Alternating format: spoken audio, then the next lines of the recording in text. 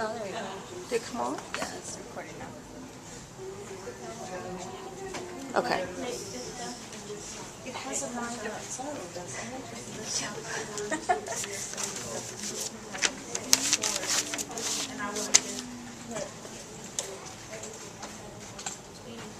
I would have had to decide, so like that.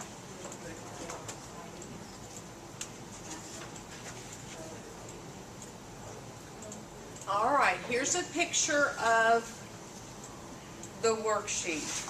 Let's put the name of the company on there. It's Frost Company.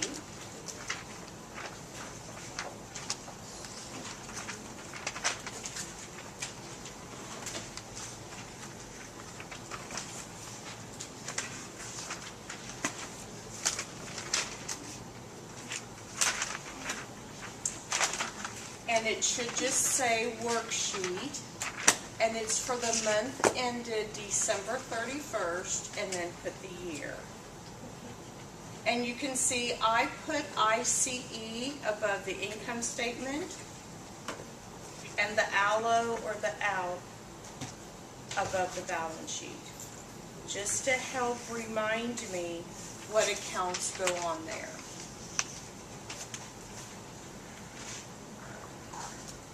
I'm on page 141. From the following trial balance and adjustment data, complete a worksheet and the 3 financial statements. Numbers are intentionally small so you can concentrate on the theory, and they're very small.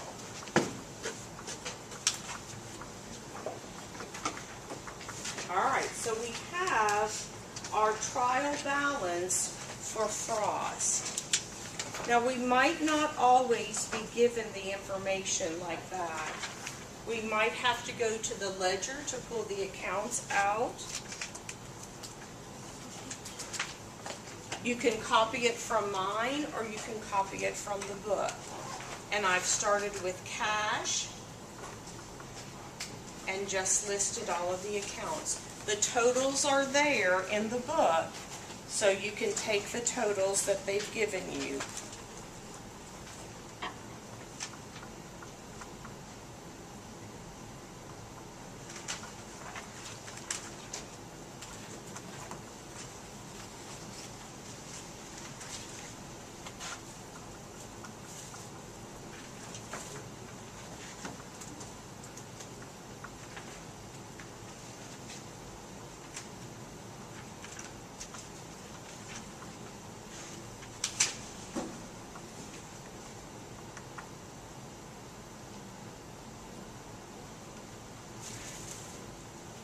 Sharon, I got your book.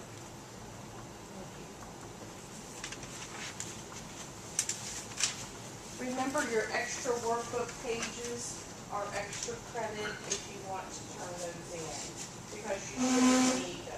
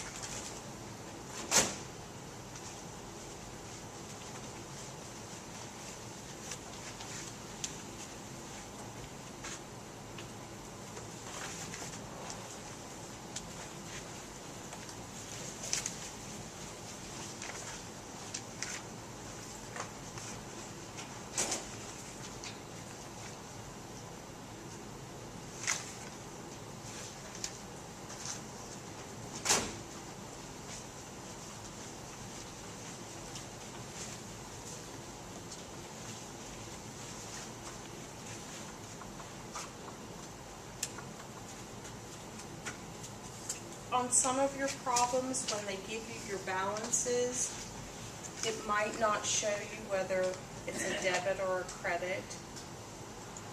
So you'll have to know where the normal balance is to put those on. It might just give you the balance for each one of those accounts.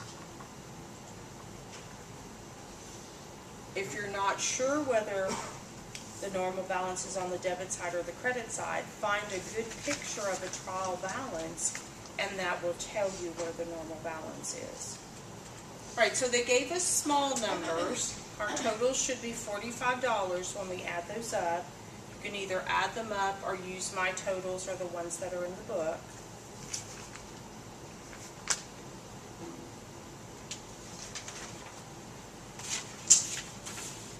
And then we're going to make our adjustments. Remember, the adjustments are going to be for the amount that's used. We're turning an asset into an expense. So how do we know what we're going to adjust? On the next page, it says adjustment data.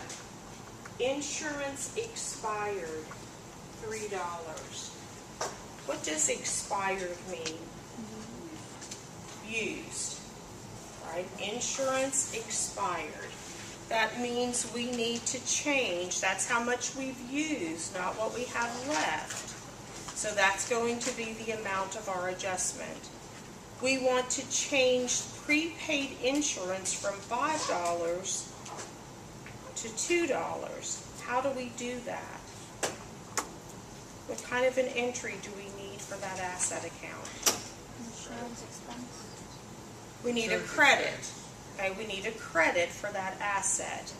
And then we're going to turn it into an expense, and insurance expense was not listed on the trial balance.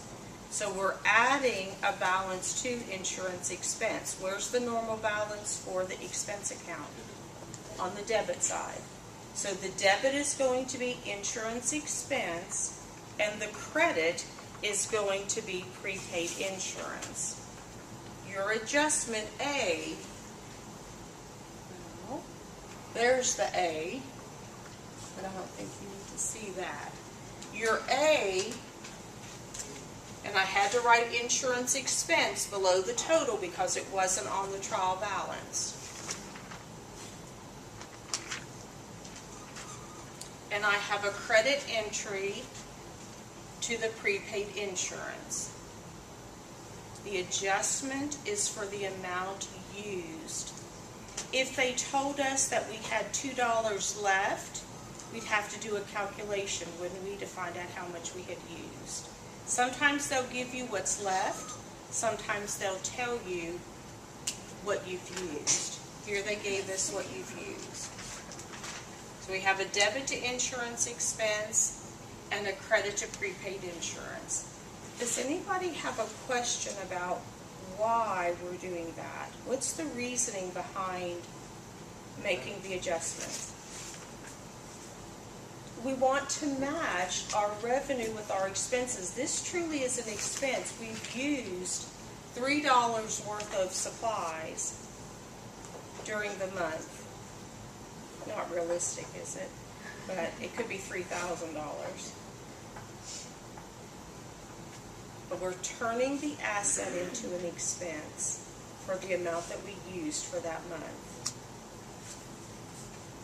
And we have a debit and a credit, so we're ready to go to the next one.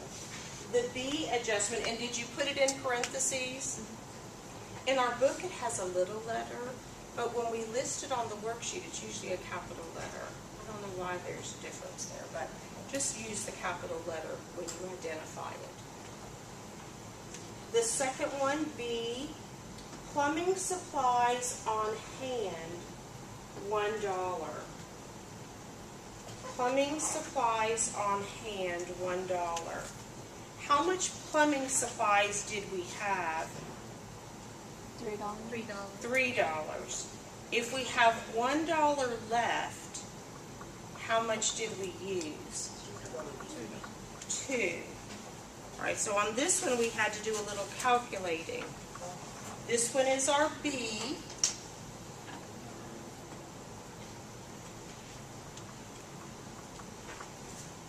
Plumbing supplies is our credit for $2. That's how much we've used. And we're turning it into an expense, and that expense was not listed. So plumbing supplies expense needs to be listed below the total. Plumbing supplies had a zero, expense had a zero balance. Now it has a $2 balance, so that's our debit. And how do we get this number to a 1? What do we have to do? We have to subtract $2 from it. So we subtract it with a credit to that account. Remember, adjustments are for the amount used. So you should have 2 accounts now listed below the total.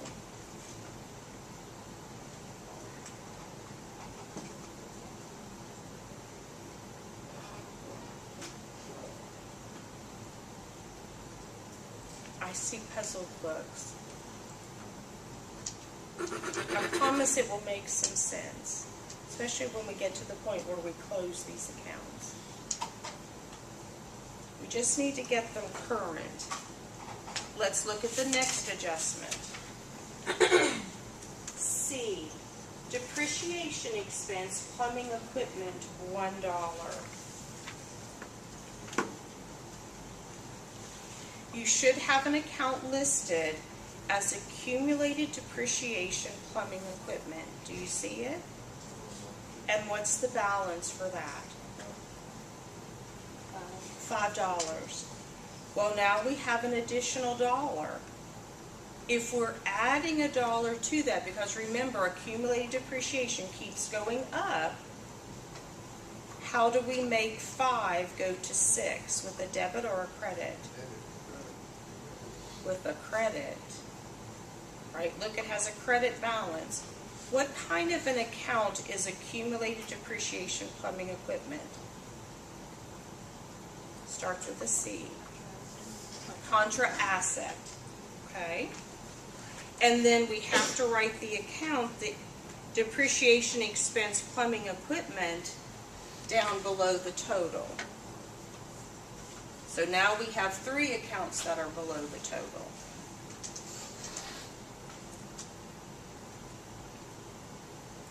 What is our new balance now for accumulated depreciation plumbing equipment?